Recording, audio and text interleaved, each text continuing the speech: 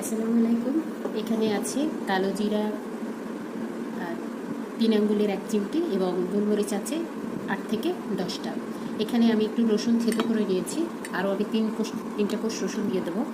এটা করে আমি থেতো করে নেব, এভাবে ছেঁচে করবো। একসাথে আমি 3টা রসুন একটু একটু করে ছেঁচে নেব।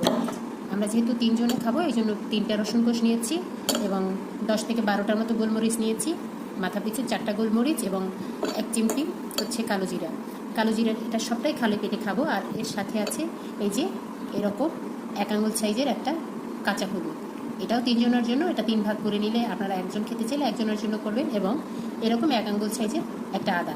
আমি সবটাই একেবারে ছেঁচে নিব। এরপর কি করব সেটাও জানাচ্ছি একটু পরে। এভাবে ছেঁচে পুরোটা একদম যতটা সম্ভব ম্যাশ করে নেব। এখানে আমি রসুনটা একটু আগে ছেঁচেছি, কারণ হচ্ছে রসুনটা ছেঁচে 5 মিনিট যদি রাখা হয় তাহলে এটার যে পুষ্টিমান আছে সেটা অনেকটা বৃদ্ধি পেয়ে যায়। কাঁচা হলুদ নিশ্চয়ই পেটের জন্য খুবই ভালো, আদা পেটের জন্য খুবই ভালো। ইনফ্লামেশন দূর করার জন্য আমার মনে হয় এরকম একটা রেমেডি যদি খেতে পারেন তাহলে বেশ উপকার হয়।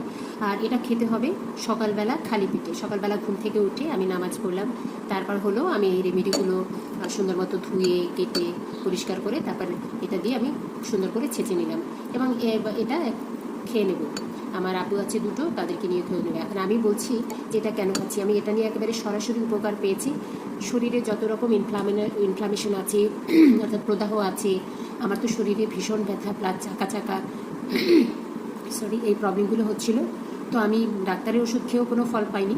আমি এটা যখন খেলাম এবং 2 সপ্তাহ খাওয়ার পরে আলহামদুলিল্লাহ আমার শরীরে যে লাম্পস ছিল, যে ব্যথা ছিল, মিরাকেলি এটা চলে গেছে আলহামদুলিল্লাহ। তো আমি যেটা বলি যে পেটের প্রবলেম ঠিক রাখার জন্য আমার মনে হয় এরকম একটা রেমেডি সবচেয়ে উপকারী। এবং সাথে খেতে হবে টক দই। খুব সহজেই আপনি বানিয়ে নিতে পারেন টক দই। এবং এরকম একটা রেমেডি খুব সহজে পাওয়া যায়। কাঁচা হলুদ বাজার থেকে কিনে এনে রেখে দেবেন, আদা, রসুন। তবে রসুনের 1 কোষে যে বড় রসুনগুলো আছে সেটা কিনে সবচেয়ে বেশি উপকার পাওয়া যাবে। আর এটা এখন আমি খেয়ে নেবো, তবে অবশ্যই খালি পেটে 2-3 ঢোক পানি খেয়ে তারপর এটা পানিতে গুলিয়ে খেতে পারলে ভালো। আর আদারওয়াইজ আমার দরকার নেই, একটা পুরের মতো তৈরি করে জাস্ট এটা হালকাভাবে গিলে নিলে হলো। তবে কাঁচাকে চিবিয়ে খেতে যাবেন না, তাহলে কিন্তু গাল প্লাস মাড়ির একেবারে ক্ষত হয়ে যেতে পারে, কারণ এটা অনেক বেশি ঝাঁজ। বাট এটার উপকারিতা যে এত বেশি, আমি খেয়ে উপকার পেয়েছি তাই এটা শেয়ার করলাম। আশা করি আপনারা এটা শেয়ার করবেন এবং শেয়ার করে কতটা উপকৃত হলেন। নিশ্চয়ই উপকৃত হবেন, হয়তো একটু দেরিতে হলেও উপকৃত হবেন। নিশ্চয়ই আমাকে জানাবেন। Thank you so much.